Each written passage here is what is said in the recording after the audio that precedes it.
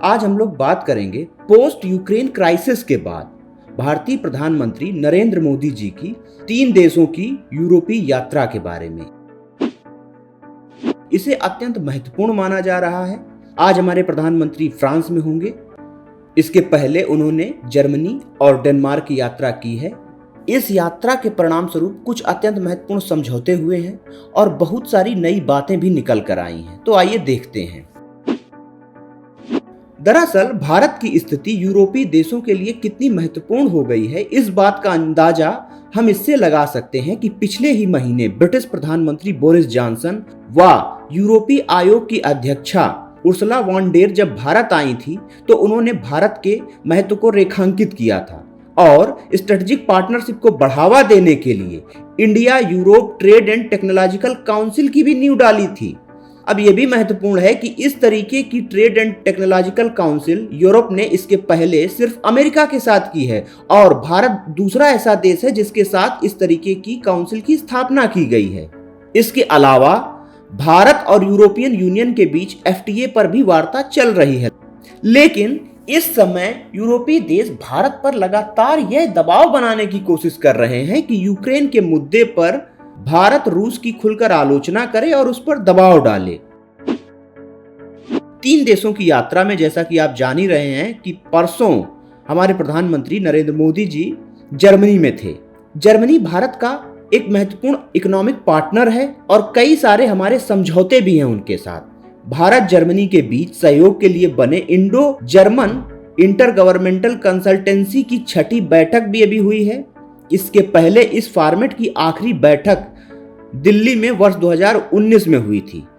संयुक्त press conference में German chancellor Olaf Schulze ने रूस की खुलकर आलोचना की और रूस के द्वारा यूक्रेन पर किए गए हमले को मानवाधिकारों का उल्लंघन बताया और वहां उन्होंने यह उम्मीद की कि भारत भी रूस की आलोचना करेगा। लेकिन हमारे प्रधानमंत्री जी ने इस पर अपना स्टैंड लिया। उन्होंने कहा इस युद्ध में कोई विजेता नहीं होगा और न ही है, इससे सभी को नुकसान होगा, अतः इसका समाधान शांतिपूर्वक निकाला जाना चाहिए।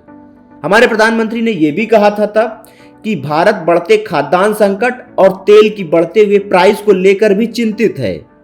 एक तरीके से देखा जाए तो जर्मनी और दूसरे यूरोपीय देश कहीं ना कहीं डबल स्टैंडर्ड भी अपनाते हैं। अभी कल ही इंडियन एक्सप्रेस में एक आर्टिकल आया था जिसमें सी राजा मोहन ने यह बताया कि यदि देखा जाए तो रूस पर जर्मनी की निर्भरता ज्यादा है। आज जर्मनी रूस से लगभग $60 बिलियन का व्यापार करता है, वहीं भारत रूस से केवल $10 बिलियन का व्यापार करता है। हमारी रूस से तो पुरानी पार्टनरशिप है और हम सैन्य मामलों में रूस से काफी साजो सामान खरीदते हैं। लेकिन जहां तक जर्मनी की बात है तो जर्मनी इस समय रूस से बड़ी मात्रा में गैस का आयात करता है, इसलिए अगर कोई हमें यह ज्ञान देता है तो वह गलत है। इसके अलावा सतत और हरित ऊर्जा के विकास की साझेदारी पर भी समझौता हुआ है। जर्मनी भारत को स्वच्छ ऊर्जा को बढ़ावा देने के लिए 2030 तक लगभग $10 बिलियन देगा।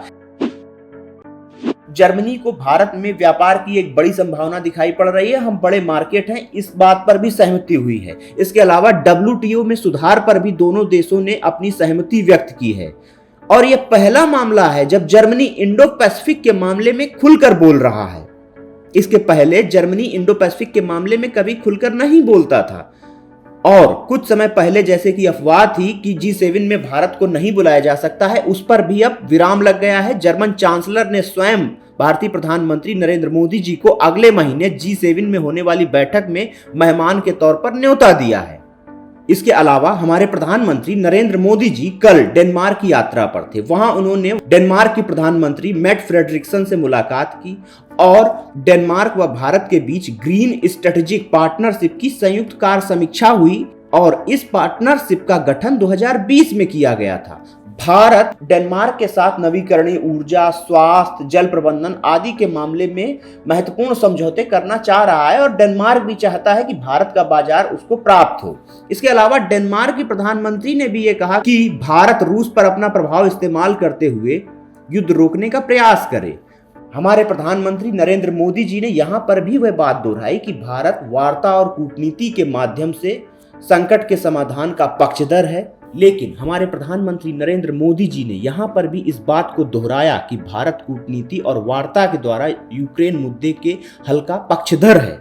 इसके अलावा हमारे प्रधानमंत्री ने भारत नार्डिक शिखर सम्मेलन की भी अध्यक्षता की। अब आज हमारे प्रधानमंत्री जी फ्रांस की यात्रा पर हैं, वहां वो इमैनुअल मैक्रों से मिलेंगे। ये विजिट भी एक तरीके से महत्वपूर्ण मानी जा रही है, क्योंकि मैक्रों की अभी नई नई ताजपोशी हुई है और मैक्रों के काल में भारत फ्रांस के रिश्ते अत्यंत प्रगाढ़ हुए हैं। इसके अलावा ये भी कहा जा रहा है कि भारत फ्रांस के बीच P-75 इंडिया प्रोजेक्ट का मुद्दा भी उठ सकता है, जिसके अनुसार भारतीय नौसेना के लिए फ्रांस ने 6 पनडुब्बियां बनाई हैं। इसके अलावा कई सारे रक्षा समझौते होने की भी संभावना है, क्योंकि फ्रांस भारत को रक्षा क्षेत्र में एक बड़े बाजार के रूप में देख रहा है और इंडो पैसिफिक में भी फ्रांस जहां तक है खुलकर भारत का समर्थन करता रहा है। तो इस तरह हमारे प्रधानमंत्री नरेंद्र मोदी जी की यह 3 देशों की यात्रा अत्यंत महत्वपूर्ण है। अभी इसमें आगे क्या डेवलपमेंट होता है, इस पर हम आगे चर्चा करेंगे। धन्यवाद।